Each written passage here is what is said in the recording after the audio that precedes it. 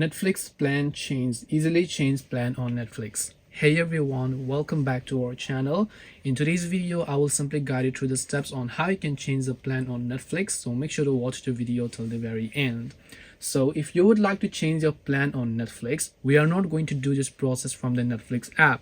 But instead what I want you to do is I want you to simply open your browser and go to netflix.com and make sure that you are signed into the account on which you would like to change the plan. Then after that, tap the three lines option from the top left and go to the option called account option that you can find here. Now once you come to the account icon, you will see this type of interface where you want to scroll down and you'll see your current plan details. So you can tap on your current plan details. Now in my case, the issue is that it's not being able to verify my current payment method. So after I update my payment method, you should be able to see your plan and you can just go ahead and tap on this plan in order to change to any of the other plans after your payment method has been successfully verified.